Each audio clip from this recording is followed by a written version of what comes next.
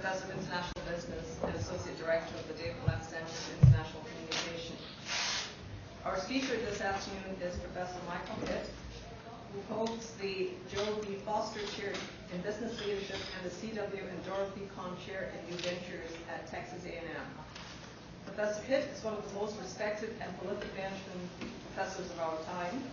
He's author of over 200 publications, including 25 books. His service record to academic professional associations is equally as impeccable. He's a former editor of the Academy of Management Journal, past president of the Academy of Management, and currently president-elect of the Strategic Management Society. He has received many, many awards, in fact, too numerous for me to mention here. I don't have time to do all of this. We're truly delighted that Professor Hitt has taken time off from his busy schedule to talk to us today. The title of his presentation is China and the Emerging Markets, Restructuring of the Global Economy. Dr. Hitt's presentation will be followed by a Q&A period. Without further ado, I'll turn the floor over to you. Thank you, Rosalie. Thank you for that very kind introduction as well, and especially coming from Rosalie, who's a very distinguished scholar in our field as well. So it's a pleasure to be here with you today. She's already given you the title, which is sitting up on the screen. Just to give you a little feel of what I will do today, it kind of goes in three phases. I'll talk a little bit about emerging markets and kind of their impact today on kind of the global economy and more broadly. More specifically, then I will talk more about kind of a few of those emerging markets, of which China is one of the most prominent. And then I'll spend some time talking about China and the impacts. I'm not a worldly China scholar, but I have done research in China. I'm very interested really in kind of international strategy issues. And so this is why I have become interested in kind of emerging markets, and China being one of the more prominent emerging markets, why the focus on China in recent years. So that'll be kind of the focus of our presentation today. As you can see here, if you want to look at it, although there may be some discussion, and there actually is a little bit of differentiation of how you define an emerging market, but there's somewhere in the neighborhood of about 64 emerging market economies in the world. And undoubtedly, some of those, as we know, are in what we call transition from centrally planned economies.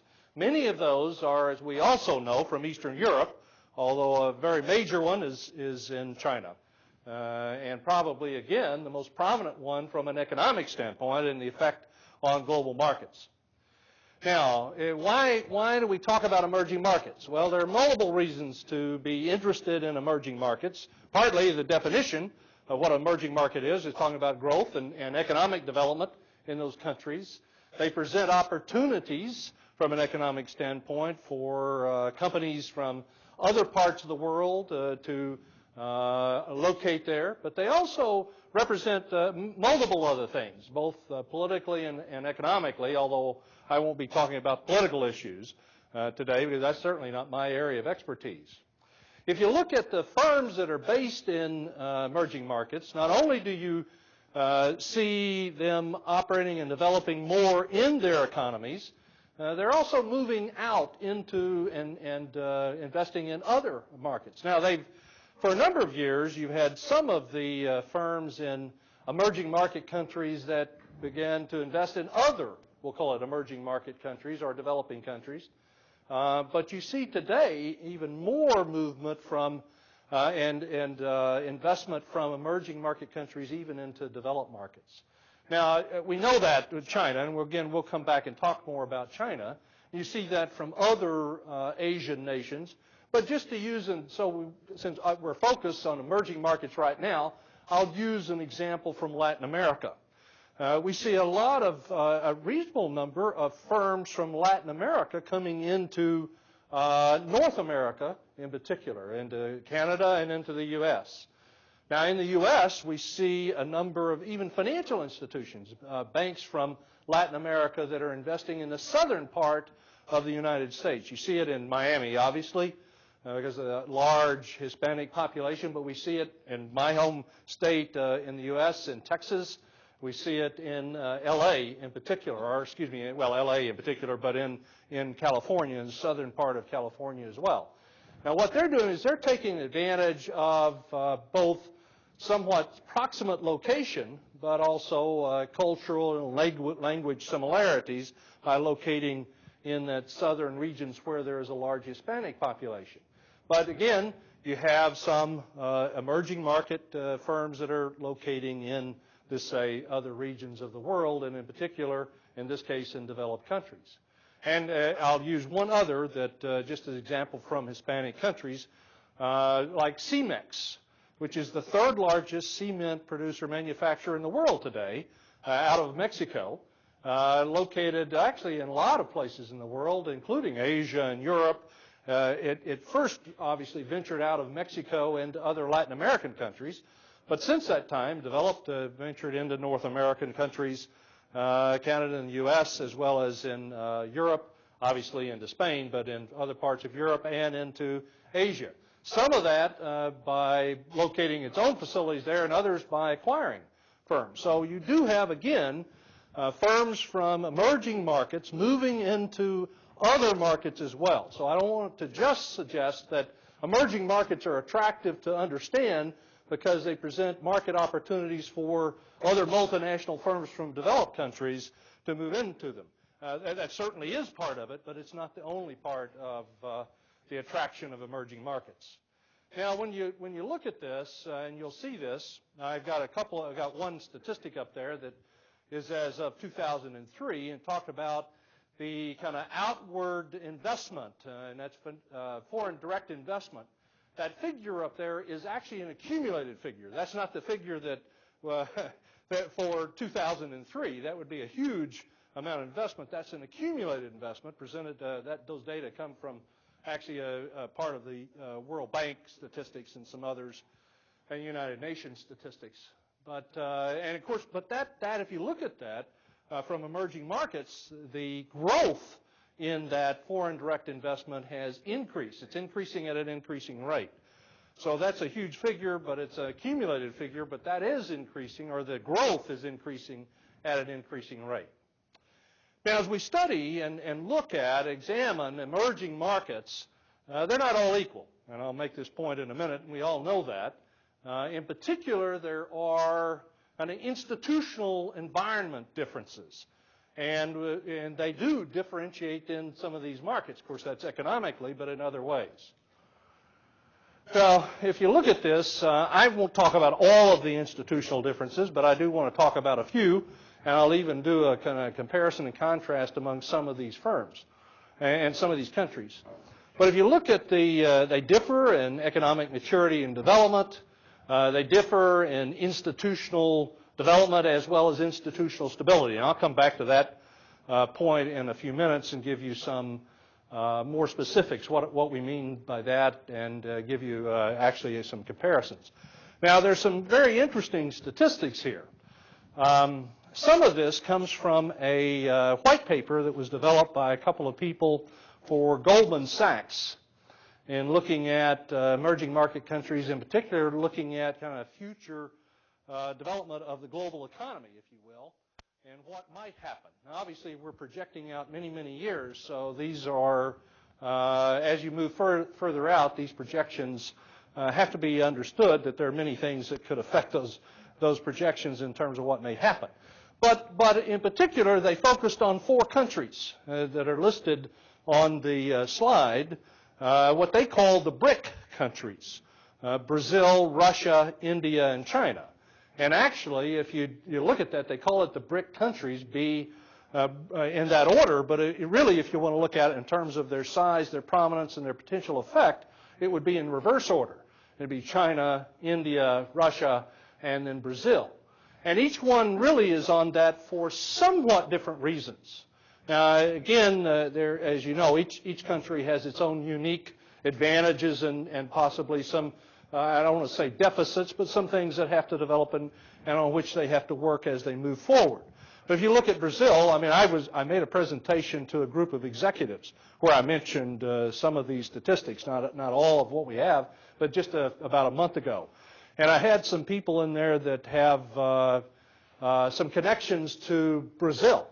And they were saying, well, we don't know that that's really right, that that's really going to be that prominent. It's got all these problems. It does. There's no doubt that it does, but it is the largest economy in Latin America. And of course, it's the largest country by landmass and geography in Latin America. But the reason it's on that list is primarily because of its natural resources. And so it's the potential that's there. In fact, one of the other countries, talking about China, China is investing heavily, not only in Latin America, but specifically in Brazil, because of these natural resources. Now, Dow Steel, one of the largest steel companies, I think it's about the third largest steel company in the world, has made some major investments in Brazil in recent years, as an example. So Brazil's and its economic development may come about partly because of its natural resources, and it may develop more economically partly because of other countries and firms that are taking advantage, not taking advantage of Brazil, but will make investments in that country, which will also improve its own economic development internally. So that's why Brazil is there. Now, Russia, another country, which I'll talk about a little bit more in kind of contrasting with China in a few minutes, it's also there partly because of its potential. We know there's still a lot of things going on in Russia, and there are a lot of uncertainties. On the other hand, it has also natural resources. Now, it's more advanced in some ways than Brazil, though. It has a very strong, for example, very strong science and engineering community. So from an education standpoint, in some areas, it's more advanced, say, than Brazil. So it has some specific human capital that might be more advanced than, say, again, than Brazil. Now, don't get me wrong. When I'm comparing these, I'm not trying to make negative statements about one country to another, but it's a way of trying to compare and contrast. India, obviously, is sometimes examined or viewed as a major competitor of China in the sense of a competitor for particular types of investment and so on. And obviously, it is maybe the closest to China in terms of its potential for continued economic development. We know this, although there are some differences between India and China in terms of where those investments are going in development. I don't have, wish I had a crystal ball to tell you what I think will happen. I don't really know. I do think that those two countries are going to continue to develop. There are all kinds of things that could affect that development, but there are some very interesting. If you look at these statistics, again, these are simply projections, but they carry some weight, and I'll give you some feel in just a minute. But if you look at the first one, just talking about the G6. Now, I don't know if you know what the G6, just so everybody knows what we mean here. I think most people do, but we're talking about Canada, the U.S., Japan, and then you got 3 European countries, the U.K., France, and Germany, I believe. Isn't that right? Now that when we use the G6, obviously it's larger than that. You got G7 and so on, but those are the 6 countries of which are being compared here. So that gives you some feel for, they're talking about combined. By 2040, the combined economies of the 4 BRIC countries are projected to be larger than the combined economies of the G6 countries. That's, again, to give you some feel for what that means. Now, there's more specifics. For example, then they are projected to be larger by 2016, only 10 years from now. So 2016 isn't that far in terms of time. And all of those except for Japan and the U.S. And then if you project on, just to give you, again, the India and China comparisons. Now, these move further out, and there are a lot of assumptions that underlie these projections. But India's economy is projected to be larger than Japan's by 2032, and China's economy larger than the U.S. By 2041. Now, just to give you some feel, obviously these are projections, and you have to make a lot of assumptions that underlie those. But I did look at some specifics, because I'm particularly interested in China. And I will tell you that I examined a totally different or independent projection on China's economy. And it projected, or they projected, that China's economy would be larger than the U.S. by 2040. So you have 2 independent projections that are within 1 year of each other. Now, again, There are a lot of assumptions. There are a lot of things that could happen that would impact that. For me, it's not the specifics here that are important in terms of when or what. What it suggests is the importance of these economies in terms of the global economy. And by title, they talk about a restructuring that's happening in the global economy and power shifts and development. Now, I'll use an example. I was reading this morning the Financial Times, and there was a story in the Financial Times about the IMF. And the head of the IMF, who was suggesting that there needed to be some changes in kind of, I'll say power, but input into the policy development of IMF, giving more input to Asian countries and actually by implication more power to input from China because of the economic development that's occurring there. Now, there are all kinds of political things, as you might guess, that will underlie that. Now, all I bring this up for is to suggest, again, kind of that growing development. Now, why is some of this important? Well, when we talk about emerging markets, there are certain things. If you want to talk about these BRIC countries, why? These four, what's important? Well, there's some things that happen that, let's say, firms from these countries can do things that maybe firms from other countries cannot. For example, they may be able to extract more knowledge from their partners as they do this. Now, why can they do that? Well, because they have more, let's just say, power in the bargaining process. For one thing, let's say if you want to move into one of these countries, say you're a multinational corporation, you want to enter China or India or some of the other markets, then you have some incentive to cooperate with a partner who may be your way of entering those markets. Maybe because that's required, in some cases because of the industry, or because you really need that entry because of the connections, the relationships, the knowledge of the markets, the knowledge of the culture, and so on. So if you want to enter that market, this is your way in. That partner then has something to offer. That's one. So in some ways, it's the economic development and the potential in those countries that would draw partners and give more power to the firms in those countries. But beyond that, these BRIC countries, if you will, now again, they vary dramatically, as I've already noted, but to some degree, the companies and the businesses in those countries also generally have more well-developed capabilities than some of the others. Now, I'm going to use China and maybe India in particular would be probably better examples of that than in Russia or Brazil. But they have better developed capabilities, so they bring more to the table then in terms of a partnership relationship. Not just their knowledge of the markets and their relationships, which obviously are very important, but also they bring other kinds of possible capabilities. So they also have more power. It kind of goes to the third point, and kind of the bargaining position that they're in.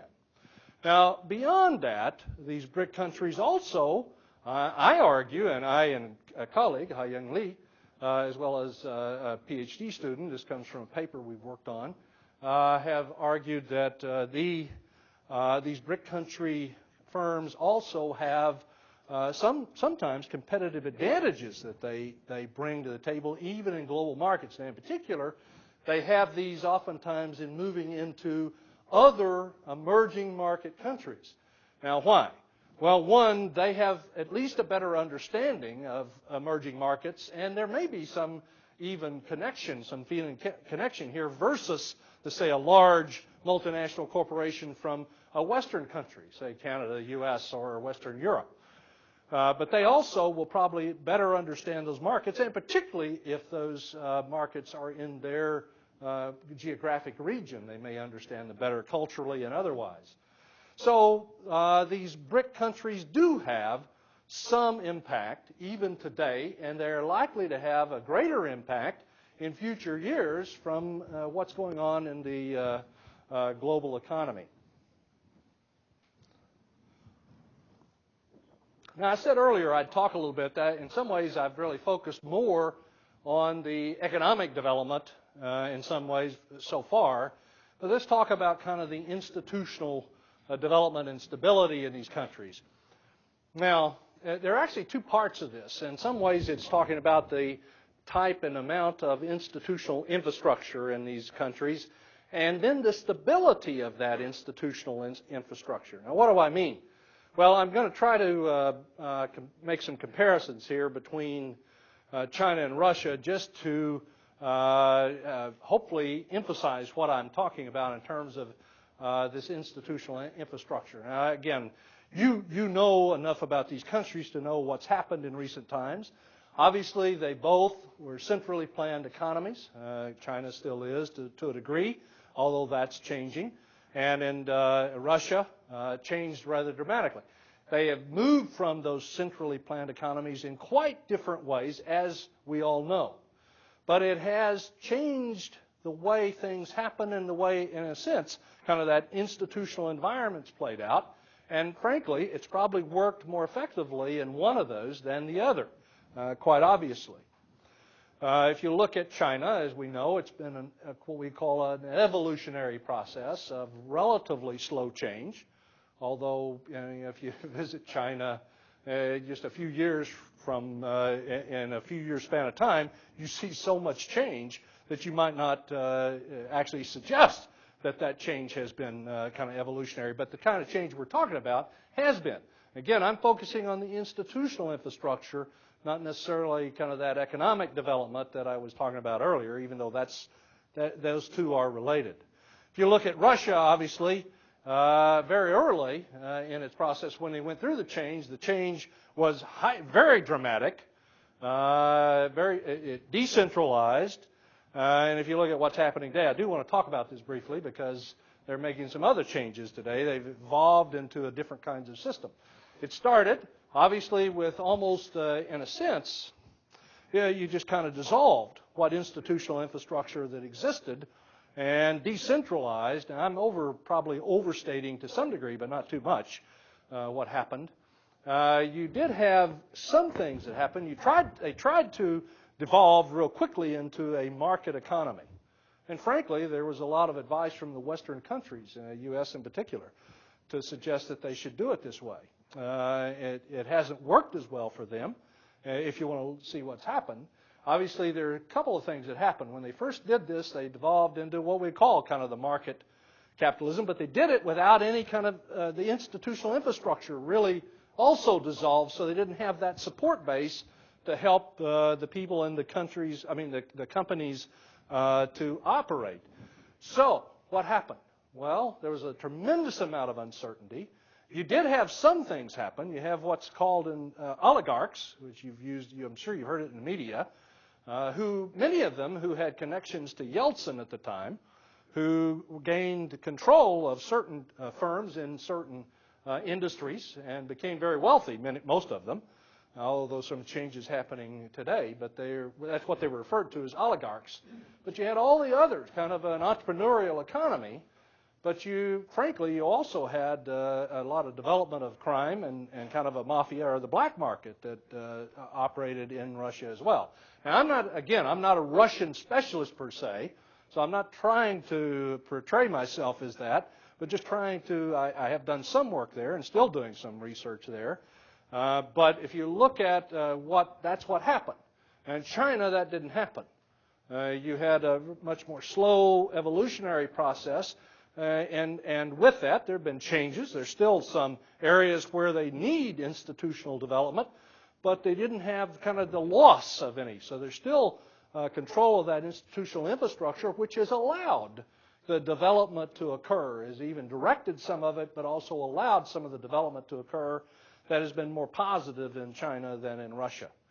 Now, in recent times, if you want to look at Russia, there have been kind of a re-centralization going on. Putin government is obviously, probably the most well-known case is the Yukos case, where they've essentially assumed control over that by whatever means you want to discuss. But they've essentially resumed control, state control over those assets. And there's another thing that's going on. Now, again, I don't fully understand this perfectly. I know this from really the research of others. There's some others who really do a lot of work in Russia and some colleagues doing work there. But The Putin government is in particular placing kind of major government officials that have strong ties to the Putin government on the boards of many of the large private companies in Russia. Now, it's not a total assumption of state control, but it's a reassertion of kind of state input, if you will, and probably to some degree control. We don't know where that's headed. Now, what happened? If you compare these two countries, one of the things that happened, if you want to look at what happened to these firms, in China in particular, now this is where I have more understanding, studying what happens in these firms.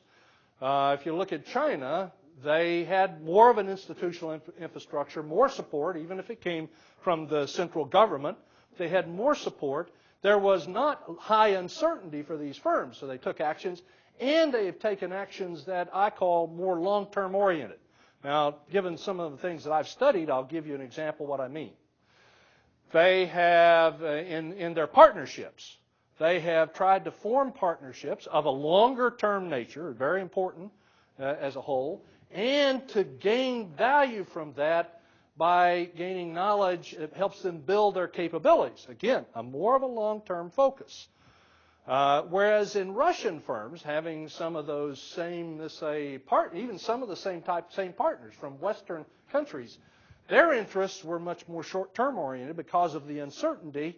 They were not and have not necessarily been trying to build those longer-term capabilities, but they were interested in getting what they could very short-term to, one, survive in a very uncertain environment, and to ensure that they could manage to kind of stay in existence as they moved along. So they weren't trying to build for the long term because they didn't have kind of that institutional support. So it has actually evolved into different strategies being used by the firms, many firms in China and many firms in Russia. Now, obviously, you can find some Chinese firms that did it differently. You can find some Russian firms that also handled it differently than what I've just described.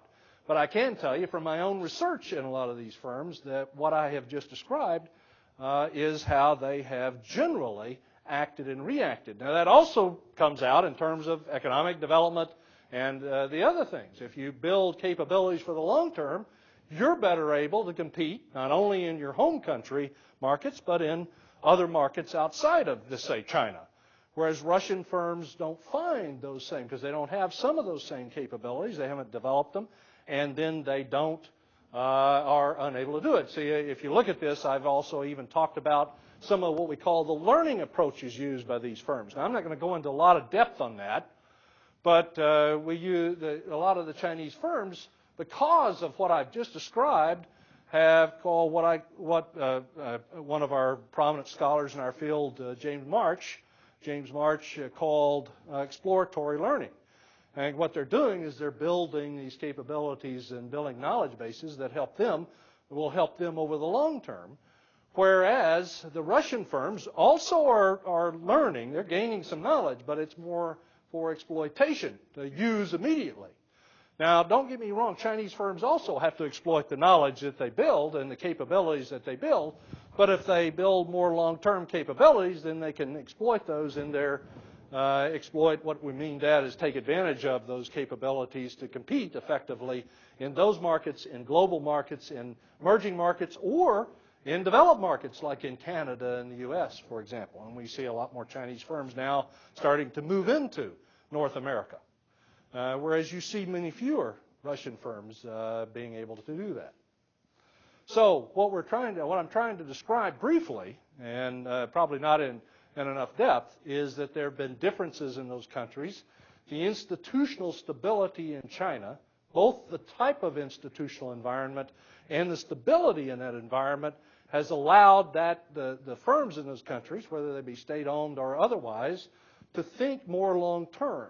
And by doing that, they're building a different set of capabilities which will help them be more competitive in the global markets. Whereas in Russia, the institutional instability, of course, partly the lack of institutional infrastructure, but then the instability, the uncertainty that's created there has forced them, or it created an orientation of much more short-term in the way they operate. So it does affect then the strategies employed by those firms and even the kind of their ability to compete.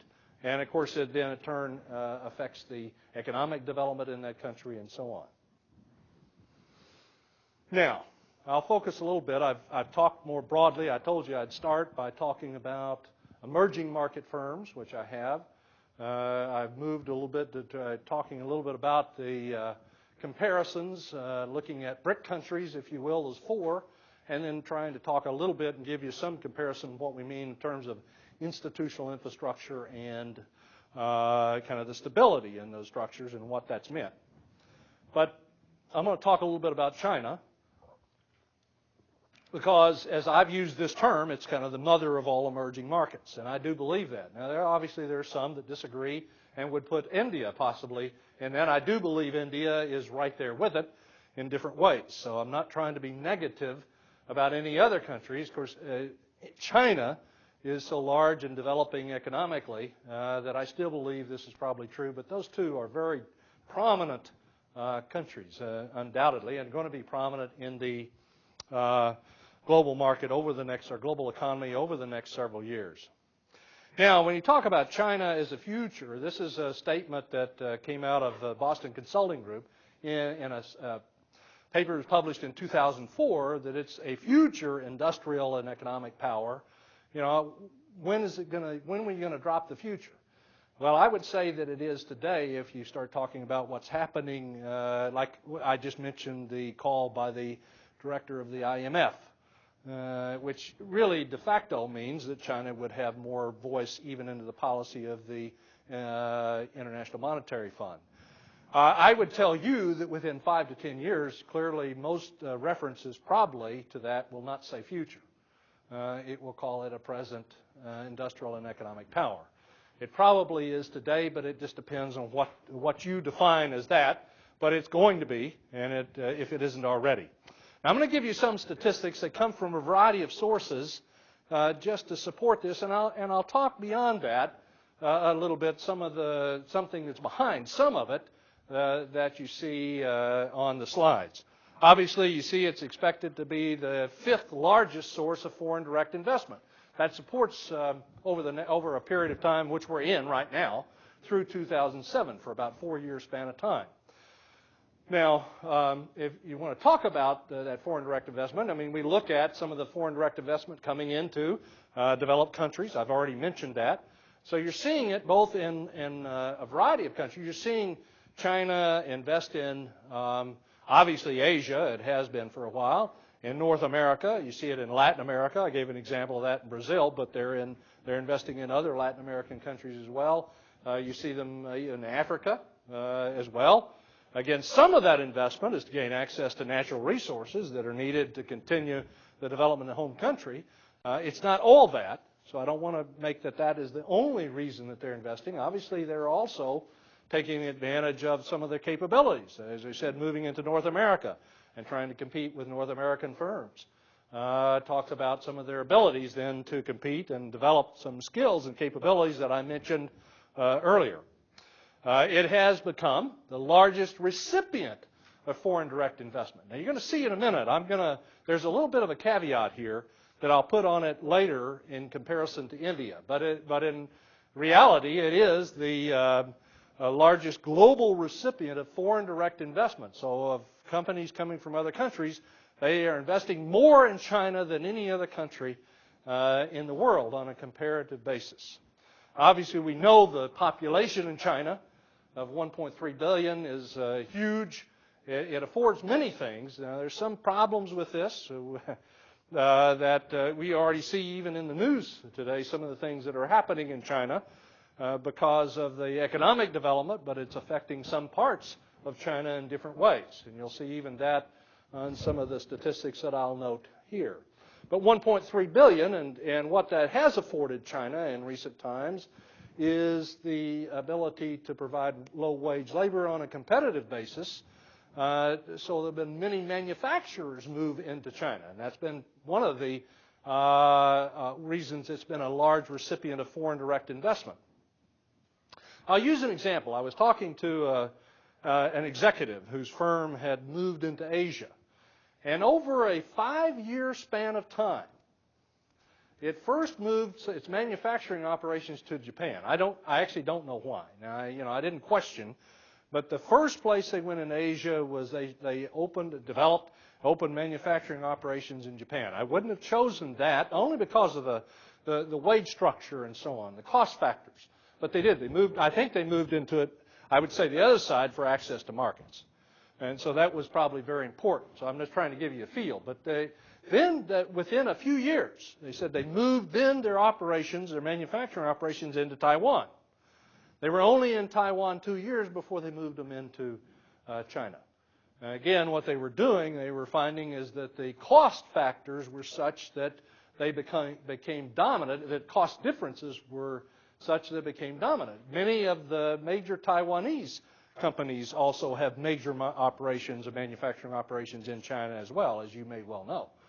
So, in point of fact, what you do have is China is a foreign direct investment recipient, partly because of the low wage labor and the opportunity that provides companies from all over the world to take advantage of that and compete in global markets. Now, I'm not going to get into some of the other things that does do, and you've seen in the news in recent times. You also see a growing middle class in China. That's a positive thing, but you also see greater differences between the lower strata in economic opportunity and some of the higher strata, and that's going to is creating, and it will create, I know, some political problems, as it does in any country. It does in Canada, it does in the U.S., it does other places. But where it becomes very dramatic and open, it will create some issues that the government will have to deal with. Well, if you want to look at another very important element, and this certainly is also an issue if you were looking in India, but is China has been emphasizing technology, and I'll try to explain what that means in a minute, but in a variety of different ways. If you look at it over the recent, as noted there, a recent 5-year period, it's the R&D investments, and we're talking about of Chinese firms, have increased fairly dramatically. Now, I also want to be honest, anytime you start talking in percentages, you also have to realize the base from which you start. And the base was relatively small. So I'm not trying to overemphasize this, but what it does suggest is that there is a realization of the importance of technology development in order to compete not only in China and Chinese markets against foreign multinationals, but also in the global economy, even more importantly. And so there is an emphasis among Chinese firms to begin and to try to develop the technology base of those countries. And certainly the government has supported this in a variety of different ways. Of course, if you look at this, again, if you look at it, notes that it's the 7th largest R&D intense country in the world. Now, you are talking about large numbers. There's no doubt about that. But when we say R&D intense, that does look at percentages, by the way, in terms of investment. Percentage, normally, it's either, when you say R&D intensity, that's irrelevant in terms of what it may mean from your standpoint. Normally, what that means is the amount invested in R&D versus either the total assets of companies or the total sales, revenues. Either one often is used to mean generally the same thing. So this, on a relative basis, being the 7th largest in the world, still tells you that there is an emphasis there. And so you start talking about 7th largest. I just mentioned 6 countries earlier. There's Canada, the U.S., Japan, Germany, France, and China that you think would be the leaders there. Then next comes China. All right. So what you'd look at this and say, all right. So there is an emphasis there that relative to all the other countries in the world. Now, another example of this, and this is the government involvement, is the technology development zones. There are 53 in China. What they're trying to do is attract companies, develop companies that are technology oriented. And of course, they're giving tax breaks and other kinds of support. Now, honestly, many countries do this. This is not just China. I mean, the U.S. has some of those. They often are done within states, not necessarily done by the federal government. In fact, it's very rare to see it from the federal government in the U.S. to say, but it's done by each of the states will have some of those that they encourage firms to come in and give them kind of regions and areas. There are even cities in the U.S. that do that.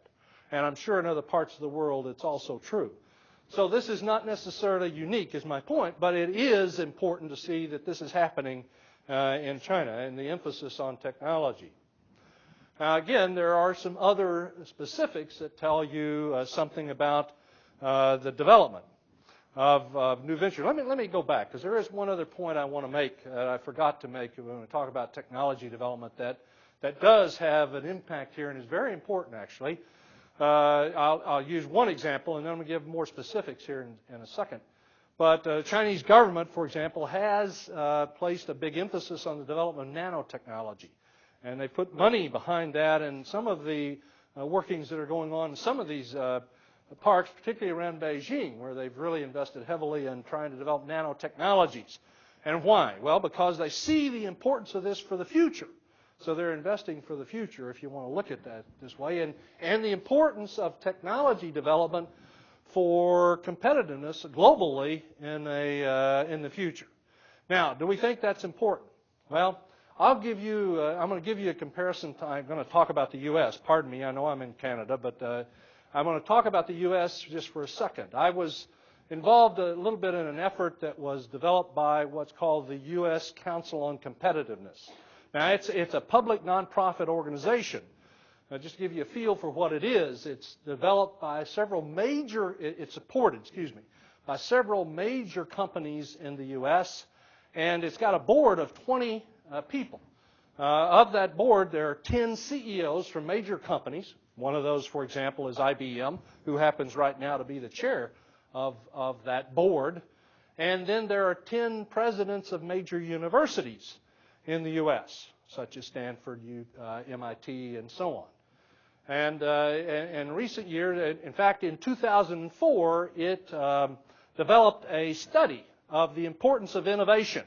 Now, in this, it put together a kind of a triumvirate of people from universities, from major companies, and from government sources. They weren't all federal, but there were many of them federal government employees in different areas. And what they did do is they studied and they talked about what was the importance. There was a major report filed at the end of that year, in December 2004, by the Council on Competitiveness about the importance of innovation and of course it's focused on U.S. firms, because it's a U.S. Council on Competitiveness, to compete in the global economy in the future. And what it did suggest is that the innovation is the single most critical element for these firms to be competitive in the global economy over the next decade. Now, innovation primarily focused on technology. In that report, it noted that, and I don't have the specific numbers in front of me, but in China has graduates more scientists and engineers in its higher education by about sixfold than we do in Canada and the U.S. Now, part of that is you've got large numbers of people in China. So, I mean, part of that's a numbers issue, but that makes no difference. If you have 6 times the number of scientists and engineers that are graduating, they have the knowledge who can work in development of technology, etc.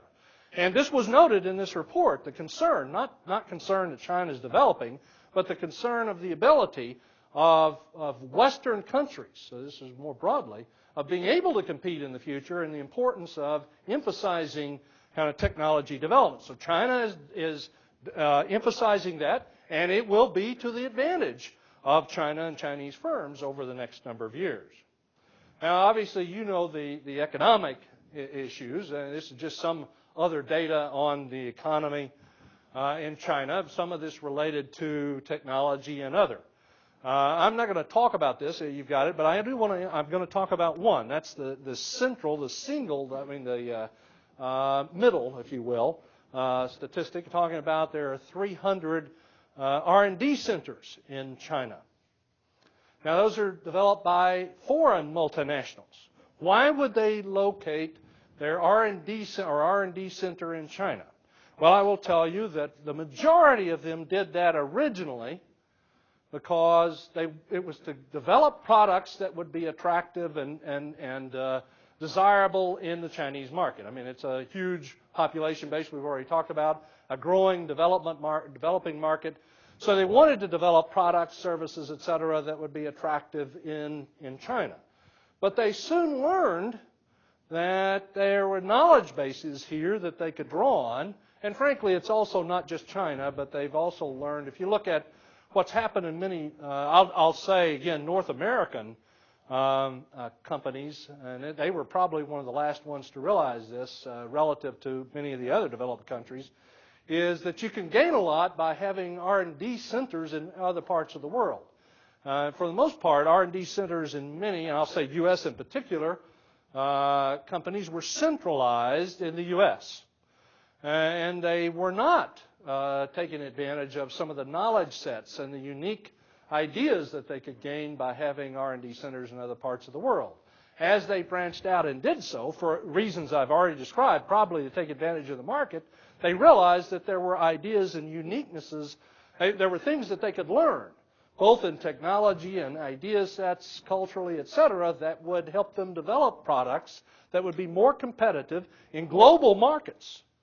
And so now you see many multinational corporations that have R&D centers in different regions of the world, less so centralized than ever before. So now, when you look at there are 300 in China, clearly that's 300 different corporations that have major R&D operations. They are doing it to gain value and knowledge to serve the Chinese market, but they're also doing it to gain access to knowledge bases, et cetera, that may help them develop products that are globally competitive. So that is important. We know China's economic development, and I just had lunch with Jan, who runs the center. You're, I guess, the associate director. He's the director. And he was telling me the latest data, I didn't have that suggested even for the most previous year, China's, and projected this year, China's economic development will continue to grow at about 9%. Now, is that impressive? Well, absolutely. When you look at most developed countries, you don't see it anywhere near that high. If it gets around 3%, 4%, we consider that very high in most of our, let's say in Canada or the U.S., now, we also operate on larger bases, so anytime you start talking about statistics, you have to be careful. China's economic growth used to be in the teens, 16, 17%. So it's down partly because the base is developed. But it actually has been around 8, 9% for the last several years. What that means is that growth is really pretty high because it's on a growing base. So it's continuing to grow economically when at least a few soothsayers suggested a few years ago that it couldn't sustain that economic development, but it has done so. Now, just some other data. Some of this comes from work by Kenichi Omai, who's noted up there, and some of his recent work on China. But if you look at it, China, just like a lot of countries, economic development is not totally spread, balanced across the country. It's true in a lot of countries, and it's certainly true in China. There are certain regions where there's more economic development than in others. Some areas of China, and it's a very huge geographic country, as you know, so are more agrarian and agriculturally oriented. But if you look at another thing that I found very, I personally fascinated with, is the growth of certain cities in China, and the growth, you can look at cities that were already large, let's say like Shanghai, and the kind of the economic development that occurred, I just use that as an example. Infrastructure. If you look at Shanghai in the early 1990s and look at Shanghai today, you would see dramatic differences, both in population. Now, I don't know what the population exactly is in Shanghai today, but it's huge. And it was large in 1990. But the infrastructure that's been developed in terms of the highway system and many other things have developed. They moved millions of people from the countryside into Shanghai to support the economic development. But they've also built, if you will, many, many cities of 1 million or more people, as noted up there. Now, that is difficult to do, and it would be very difficult to do in most countries. So for me, I find that impressive. Regardless of, I'm sure there are pros and there are cons. There are some negatives that occur to this. I'm not trying to belittle those, but to suggest that this has also aided the economic development in China and in some of those places or cities. Now, if you look at it, some would argue, all right, so China's economic development is growing, it is large. I've given you all the other statistics that suggest where it's headed and what it's done, but if you just look at it on a comparative basis, it's still quite small. I mean, if you look at China's gross development product, it's about 17% of the U.S., which is the largest economy right now in the world, although, again, it's projected at some point not to be. And if you want to look at it on a per capita basis, because of the huge population base, it's about 3.3%. Well, that is also true, and you can compare that with some of the other emerging market countries in India and otherwise, where you would find some similarities if you started looking at the per capita statistics. So, there again, there's still a lot of development to go. But there are some suggestions that these companies, even the state-owned enterprises, which are, many of them are gradually moving from having more private investment, although they still have majority of the government investment or government ownership of the state-owned enterprises.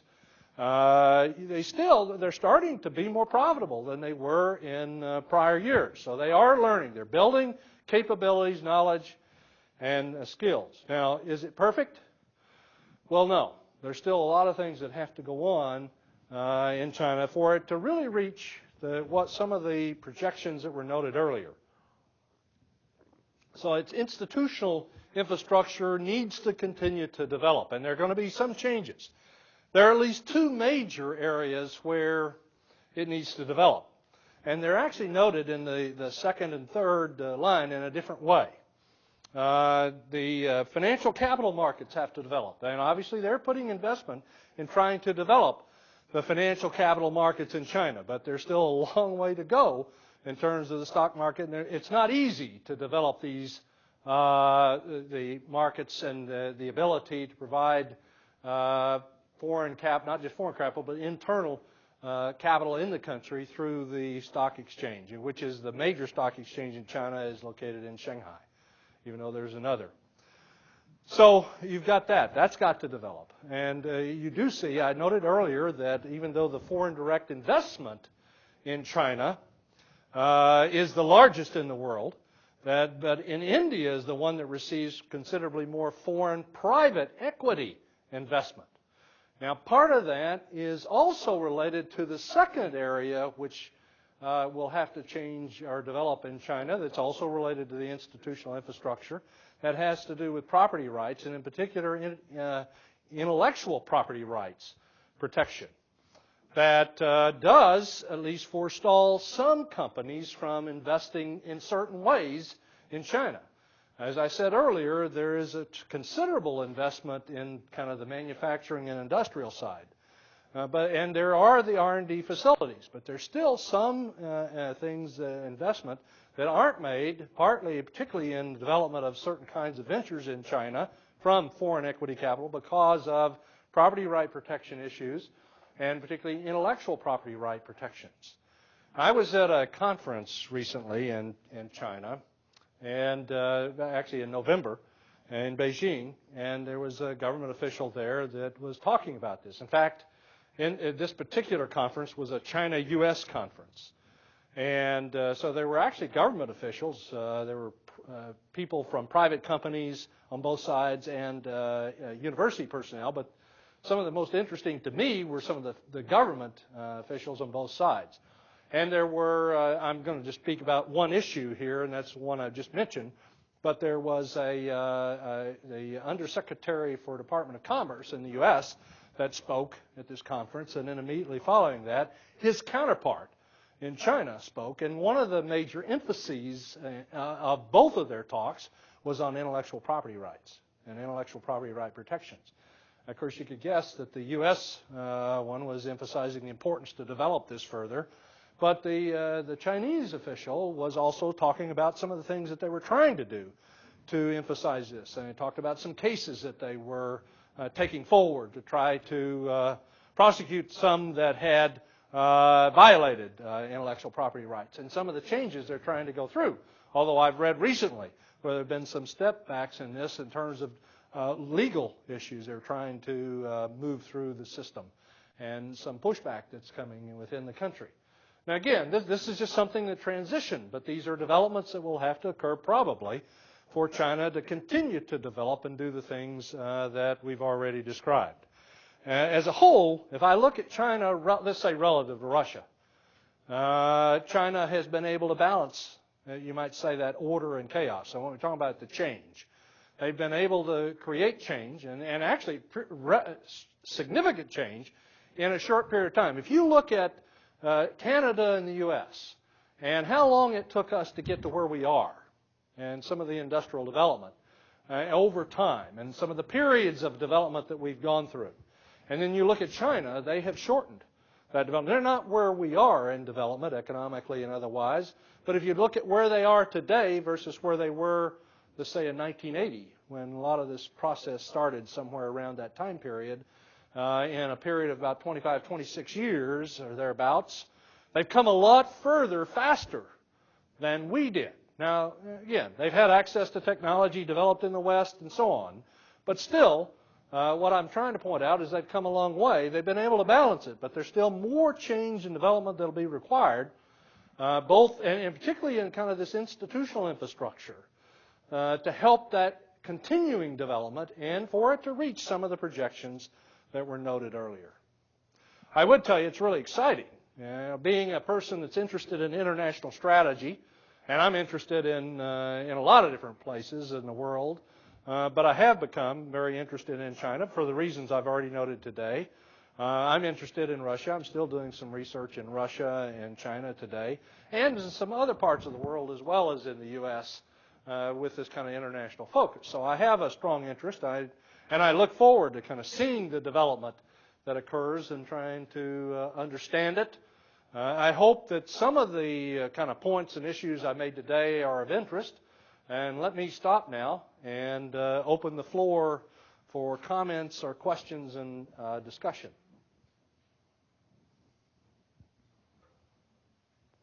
And now the quietness. This is like my classroom. Yes, sir. So what's your thought? Is China a threat or not? Threat in what way? Politically or economically? Economically? Well, I mean, I do believe China is a threat economically in the sense that it's going to become more and more powerful economically. Now, threat, in some ways, is we have to be careful because when I look at this, one of the things I look at is at a global economy. And, you look at globalization. And globalization actually means more economic development globally, but also more strong ties between those countries. In other words, what happens in China, if you look at it, there are a lot of Canadian firms, a lot of Canadians, but a lot of Canadian firms that have investments in China, so they have a vested interest in what happens in China. Now, I'm not into political things, and that's not I'm a business professor, and I do research in business. But when I look at that, that's not all bad, because I can tell you, I think that it makes any country, any head of any government step back and look at, say, well, wait a minute, we've got all these investments over here. We ought to be talking to, cooperating, working with, rather than trying to create dissension or anything else. And there's more incentive to work together to see things happen. So threat may be too strong a term because it carries a negative connotation. Is China's economic power going to develop? In my opinion, absolutely yes. What happens in China? If China's growth went down, let's say considerably, let's say it went down to 1 or 2%, or China somehow experienced a recession, I guarantee you that would affect Canada and the U.S. in a very negative way today. So when you look at that, I mean, there might be some positives, but there would be negatives economically as well. So when I say that, there are a lot of connections. Yes, ma'am.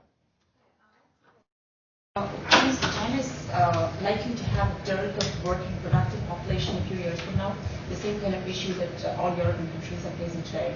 And the second question is they're also going to have, the growth is very much concentrated in few cities. So what are the implications of these for the economic development of China in the future? Well, China is starting to experience some issues today with the wage differentials. I don't know that I can project what will happen or how it will happen, but there are the differences in economic opportunity for different people in different regions of China are part of it because of technology and communication. We know more, all of us do, about what happens in even other parts of the world, much less in other parts of our own country. And even there, there are opportunities we'll see. So I don't know exactly how it will play out or what will happen, but you already see some dissension occurring, people that don't have time. Now that just say positively, because I don't know, I still expect there'll be some issues that the Chinese government will have to deal with. But this say wages will rise. What will happen then is that means they're less competitive. They're less competitive than they were before on the low wage issue. So technology becomes very important for them. If they continue to develop this side of it, maybe that will balance out where their costs rise because they've got the technology that allow them to compete. Now, I don't know how fast that will occur. Pool of intellectual capital, that's their strength, right? Because they have a lot of workers. In the future, we have an aging population problem. So in that case, then they wouldn't have the intellectual capital. You're talking about in China? China, yeah. Yeah. Because of one-child policy, et cetera. We've got it all over in the U.S. and Canada. You've got it in a different way, kind of what we call the baby boom population. That's kind of an aging population. I'm at the other end of that, but I am part of that. But you do have it. So we have some of the same issues, for different reasons, where you've got an aging population, carry it, and what's going to happen to the next. I don't know that I can tell you. Obviously, the education system, they are investing significantly in their higher education system. Now, again, there's so many people. I don't know that touches everybody. But I do look at some of the things that China is doing, and they're doing the right things in terms of trying to develop and build even their higher education system. I'll look at business schools, and maybe you say that's not the most important to develop. I think it is partly important because of the ability to manage these organizations in a competitive way, but they are developing a lot of their business schools, as an example. That's what I know more about than I know some of the other. But they are trying to develop them, and they are working on developing their faculty with skills and knowledge bases that will make them competitive. So they're providing then the knowledge and skill bases to the students that will be able to compete with those in Western countries and in others. And I look at this, I'm going to use Latin America. I know a reasonable amount about Latin America. They're trying to do some of the same things in some Latin American countries, but not nearly as effectively as China appears to be doing from my vantage point. So again, they are going to have some problems. I think the one-child policy, understandable why it was instituted, but it's creating and will create some problems for them in the future. But they are, I'll just say, if they balance it with the development of skills and the capabilities, they may be able to overcome some of those problems. There's going to be a lot of interesting issues that are happening there. Let me come to you, sir. Sorry. What effect is this going to have, or continuing effect, on North American manufacturing? Well, at least in current time, I mean, North American manufacturers are, I don't want to say suffering, but what they are doing, and many of them are outsourcing their manufacturing activities into other countries, China and India are two of the major recipients of any outsourcing. Now, more manufacturing is going to China.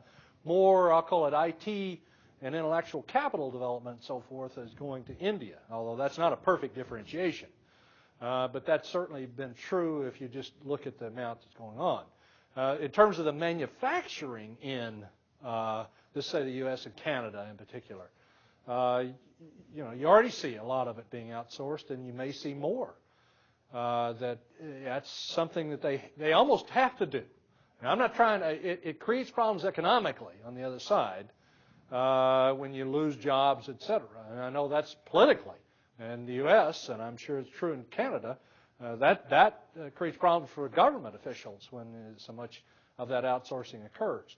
But to compete economically on a global market, they almost have to do this now because of all the firms.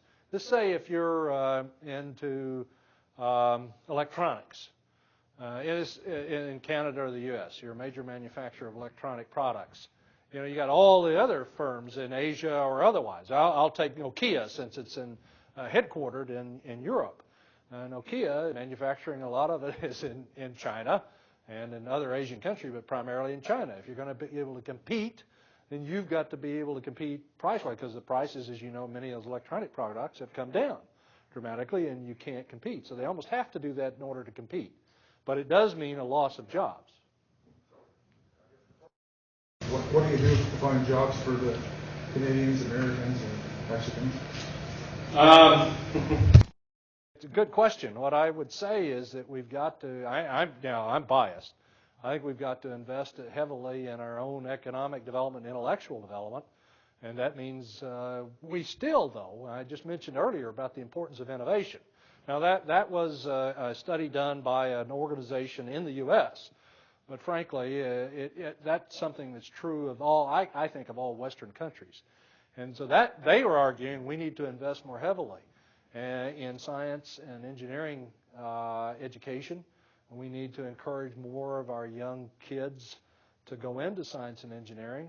Now, being in business school, that's a problem for me, but that's another story. But I actually agree with that.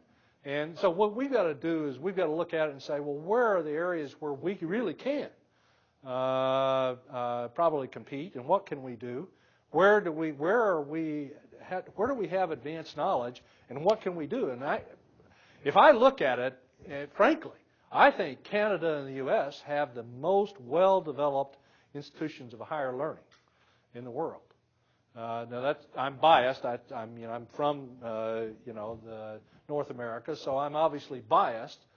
But why not invest more heavily and build that capability? I mean, we obviously look at how many students come from outside of Canada into Canadian universities to gain that higher education, and the demand is great.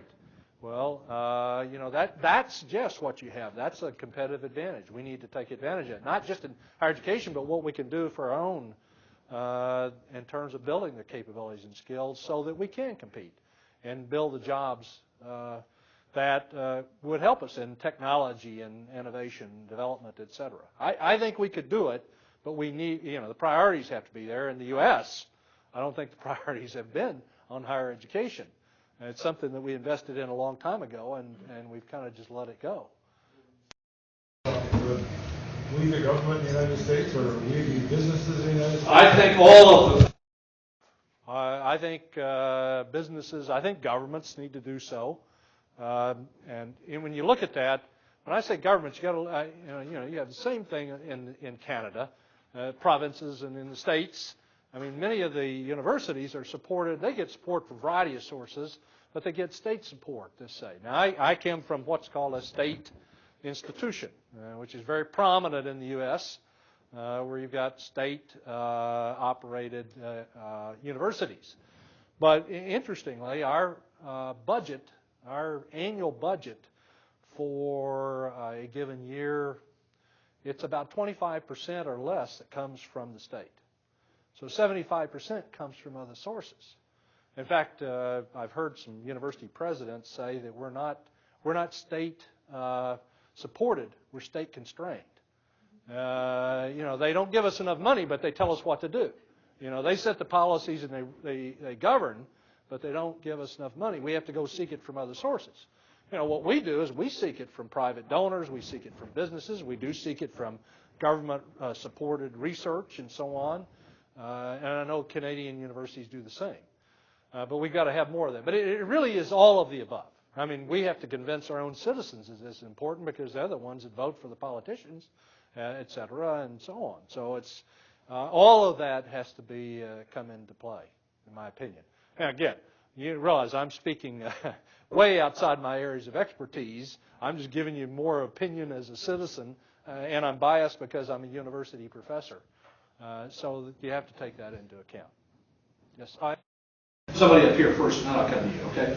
I don't know. The question makes sense more in the context of the previous question, that we talked about human resources really. More than once now, I've read in The Economist or Business Week that China is beginning to experience an HR problem. They don't really have enough qualified people to do what it takes to pull the country forward. So I was wondering if, in your opinion, that's an overestimated danger for them, or if that really is happening. Overestimated danger. I do think it's an area of real importance there. I think that they're trying to deal with it, but it's it's kind of thing that to deal with that, if you realize it today that you've got a problem, to deal with that, you needed to have invested maybe 10 years ago for that. And they've started in recent times really trying to build their universities. And that's only one way of doing it. I'm not trying to suggest that's the only way. But they've started in recent years of doing that, but they probably should have started earlier. I could say the same thing for other places, and so it's not necessarily unique, of knowing where you need to put your financial investment in order to plan for the future. What they're experiencing, I don't know that I don't have all the information, so I can't speak to it with a tremendous amount of knowledge. But I do believe, from talking to both Chinese executives as well as to Chinese academics, scholars whom I know, that this is starting to occur in some areas, and it is a real problem, and it's going to drive up wages, as I was talking about earlier. So part of, just like a supply and demand, if the supply is lower, demand's higher, it's going to drive up the costs of whatever factor we're talking about. In this case, we're talking about the human capital. So the costs will go up in the areas where they are short. Now, the other thing that's likely to happen in China, and it certainly is they'll import some of that. It doesn't all necessarily have to come from Chinese population. And clearly, I mean, I was just talking to a person at lunch who was telling me that there are a number of students in Canada who would like to go, and particularly from this region, who might like to spend some time working in China. Well, I mean, that can import some of that human capital. So it doesn't all have to come from in the population in China. I mean, frankly, if I look at the United States, I mean, we've been the recipient of many coming from other countries. I mean, that's probably helped our economic development of people coming in and providing help in a variety of ways. I mean, I look at now, you can see politically there are a lot of issues related to what's happening on the southern border. But there are certain kinds of, today our economy actually depends on a lot of that. So it's really a kind of a chicken or egg issue. But I suspect that China will, I'll just say, import some of that human capital that it needs. I say China, and not necessarily the government. It could be companies, whomever. So it may be also by Chinese government allowance and encouragement. So it doesn't all have to come from China, but they are experiencing some of those problems, yes. Yes, sir. You've talked about the increase on the expenditure, the innovation, the active this technology. You look into the productivity issues, what's happening now of that innovation, in terms of applications, patents, papers, IP. I haven't looked at that. I mean, I have in the U.S. I mean, clearly, if I look at what's happened in the U.S., I mean, those all are very important. Technology has partly driven our productivity increases in recent years. Part of it is that while our costs have been held down, to say why inflation hasn't been too high for the last 10 years or so in the U.S., and productivity has gone up, is partly because of the technology increases that we've had. And so the technology increases have been driving productivity increases without heavy increases in some of the other factor costs.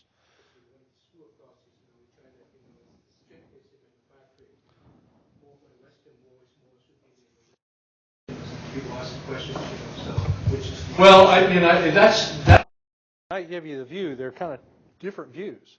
And I'm giving you, when I say the innovation and technology development should be the view of the Western world, that is the view.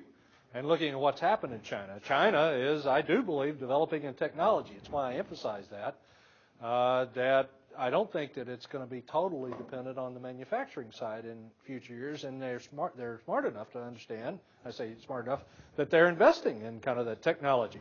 Universities and in trying to develop the technology, et cetera. So they are developing that side. It takes a while. I mean, it's not something that happens overnight, obviously.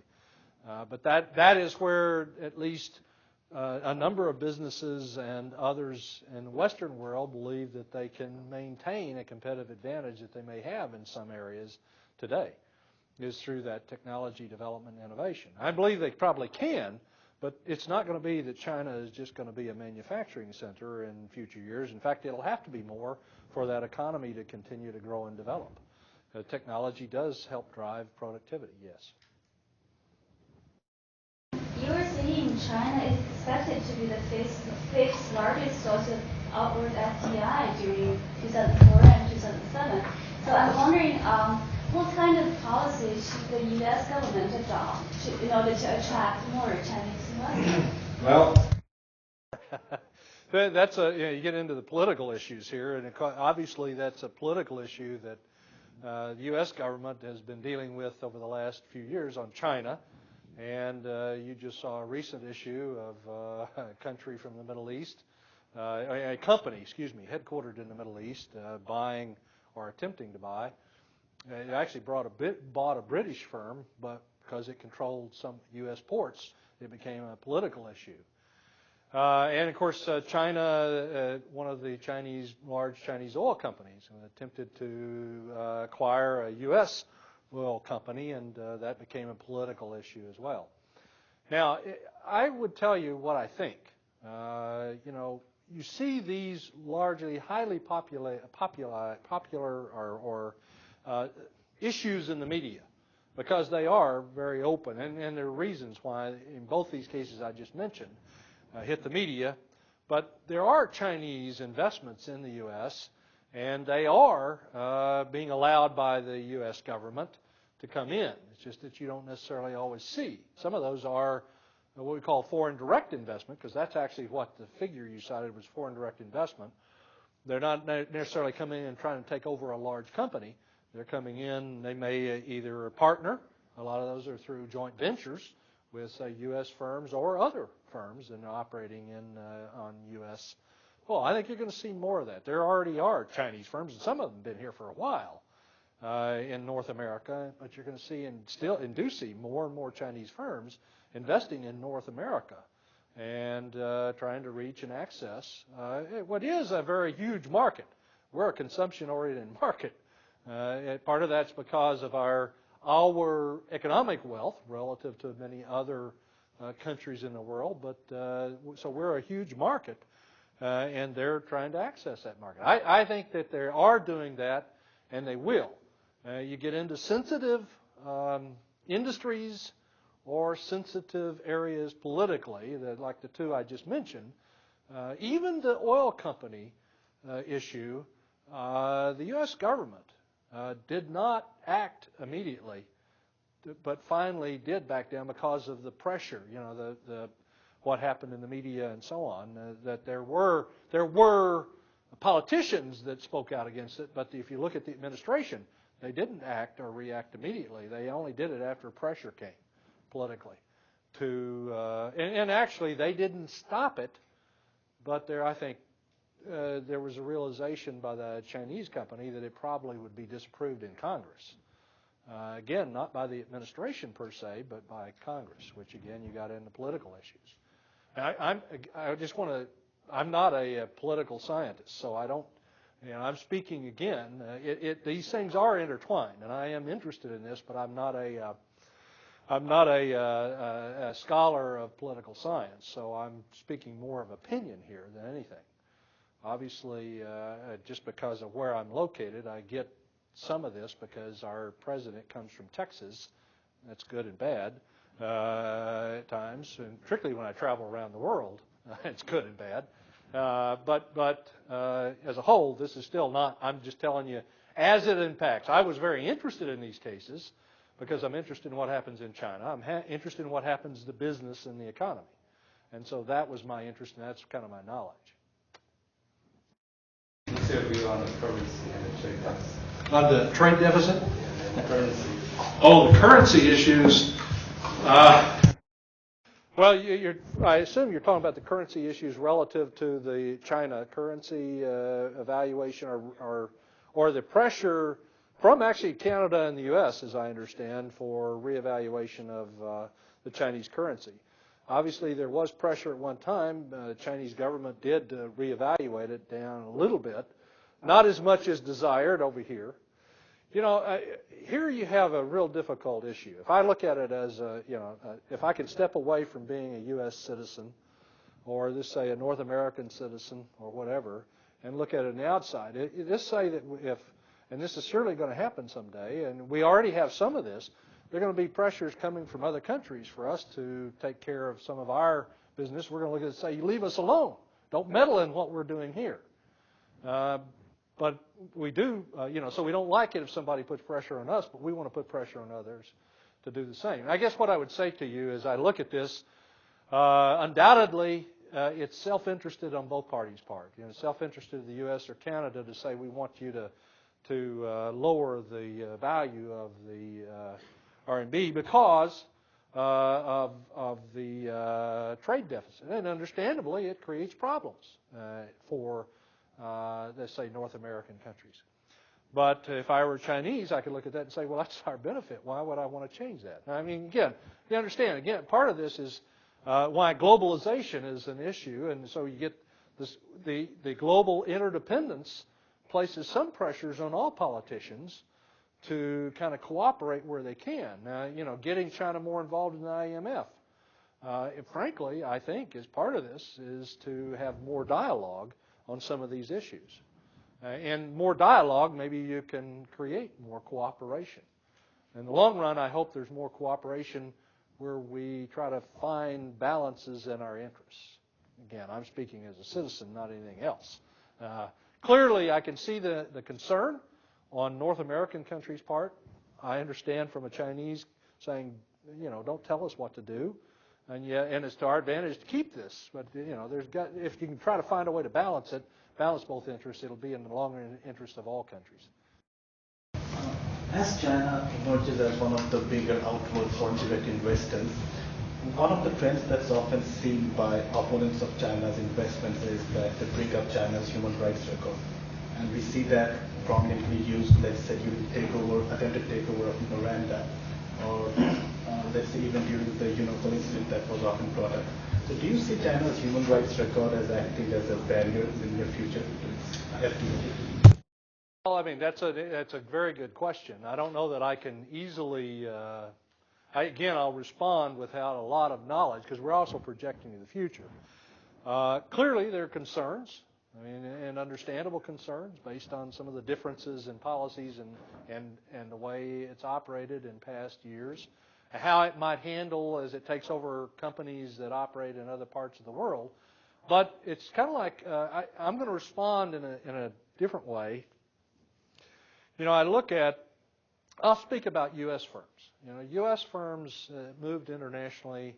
What they tended to do is they tended to operate early when the big multinational, now multinational, but as they moved into other countries, they operated as they did in the U.S. What they found is that if they're going to be successful, they had to adapt to the cultures and over time, and to the country markets, etc. And what I would say, what I would expect, again, this is just knowledge of international business operations, is that same thing's true of Chinese firms. They're going to have to operate in those markets and knowledge of those cultures, and actually respect the laws and so forth that operate in those particular laws and cultural norms that operate in those countries and regions of the world. So my expectation is that they'll do that over time, even if they don't do it really early. They may do it early, but that they'll have to do that over time.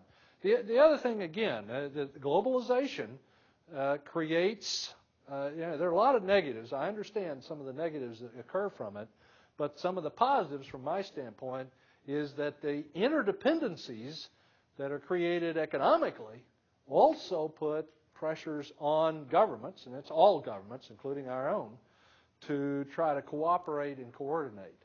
And so, those interdependencies, I think in some ways also encourage all of us, and that will also be the Chinese government, to continue to coordinate and cooperate. Now, let me use an example as best I can. Again, I'm not trying to, but an example of China wanted to have the Olympics located in China, and of course it's going to be in Beijing in just a few years. Well, they actually made concessions in a number of ways. Of course, part of that was to move into the World Trade Organization, but also some of those concessions was somewhat related to being able to attract the Olympics. Now, when I say concessions, changes in operations, allowing some come into their country, and there are a variety of different things that they agreed to. Well, I just use that as an example. As you become more and more a part of the world community, you have to be a citizen of the world community. And I'm not just talking about China. I mean, that's true of all of us. And, I do think that that's going to have some effect. How much it will have, how fast that will change, I don't know. Yes, sir. The discussion today is in the backdrop of the emerging market economy. Right. And I'm curious about the proposition that China being the mother of the emerging market, and how is it going to be ranked in terms of financial reforms, which is the weakest area, as I understand, in terms of the development going on in China. And is it a good thing or a bad thing in light of the fact that many Latin American countries have been experiencing phenomenal growth in the financial market? Even today, if we buy into some mutual funds of Latin American countries, as of last year, it's going something like 46, 56% or something like that. And whereas China's stock market has been known to be, really lying low for the last 4 or 5 years. Just one. Well, there are two issues there. They're interrelated, but there are two issues. One is just the development of I'll call it the financial capital markets in China, and the other is some of the developments going on in Latin American countries. China they're trying to develop it. I mean, it's a matter of what they've continued to do. It's an evolutionary process. They need to develop it very quickly. The more quickly they can develop it, the more it will support some of the economic development in that country. And yet they're trying to maintain some order and trying to ensure that they don't have some kind of disastrous effect. And, they're bordering on some of this because of some of the loans that were made on real estate. You see there's a number of issues that are going on in terms of the financial market. I'm talking about the banks, but this is also tied to the financial capital markets as well as the stock market. And early in the stock market, they had some of the same things that happen in nearly every country that start kind of economic equity exchange. They had early things that happened, insider trading that occurred. And I'm not trying to jump on China for that because, as I said, this has happened nearly in every country where they've tried to develop more of a kind of a free market exchange. They are working on that. I've been actually doing some research on that recently, and I think just in recent years it's gotten better, what I just said, that issue alone. They've got a long way to go. And can they do it? I mean, they've been allowing a lot of Western banks to come in, now again, to try to partner with Chinese banks. And I think they're hoping not only for injection of capital, but also some of the practices and so on. And they're trying to learn from Western countries on their stock exchange, et cetera. But it's just not an easy thing to do. But I do think that that's an area they've got to continue to work if they expect to develop economically. Now, I'm speaking like somebody coming from the West, right? And it's in a free market and believes in equity markets and so on. So I do have that bias, but I actually think that that's probably fairly important for China. What's happening in Latin America is that there is a lot of positive that's happening in Latin American countries in recent years. Certainly certain countries. I mean, Chile has been, for a number of years, has been probably the leader. Well, it's a much smaller country than, say, Brazil Argentina, but it's had a pretty vital economy for a number of years. But Argentina is trying to come around. They had a big problem a few years ago. And what I would say, the issue in Latin America, though, is that there's a lot more volatility. You know, I just talked about institutional stability. One of the problems in Latin America is that they still have this history of fairly rapid and major changes that aren't so good. Sometimes it's political. We've had that problem where there have been major political changes that created problems, and other economic changes where they haven't managed some of their economic issues right. So what I would say to you is that I still think there's a lot of risk there. I'm pleased to see it because, again, I personally like to see the economic development all over the world, personally. Part of it for a variety of reasons. One, I think it's good for reasons I've already said. I think it's good for the people in those countries. So I think any time we can raise the economic level and help people, that's going to be a positive for all of us. But I also think there's volatility there, potential volatility, that they haven't totally worked out the issues of how to continue this. So the stability is still in question in Latin America. Might imply higher volatility. Well, again, as long as you continue to have that growth. But what you got to look at is the history. There still is a history where they've had some high growth rates and then it's gone the other direction. What they've got to hopefully do is learn how to manage that volatility so that they maintain that growth rate. You know, there are other issues, you know, in terms of, in some of those countries have had tremendous inflation problems and so on. So they haven't been able to always manage that growth in a most positive way. And of course, they've had growth and then declines, severe declines. So what I would just say to you is, I'm not trying to say negative things because I'm glad to see it.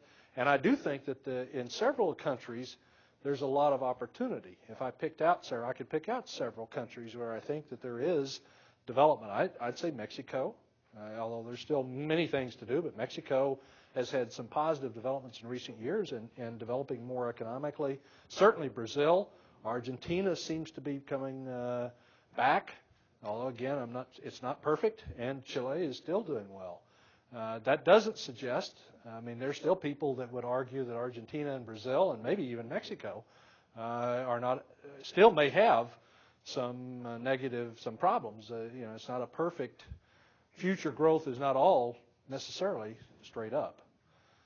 So again, the history of volatility is a concern there.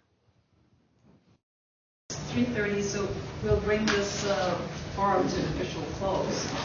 As usual, I always learn so much from the best pit, and as evidenced by the honor that I've taken.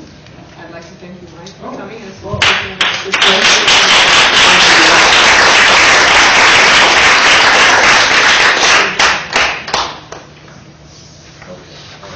I'll just say to you, thank you for coming. It's a pleasure to be here. I hope that something I said was of interest to you, and I wish you well.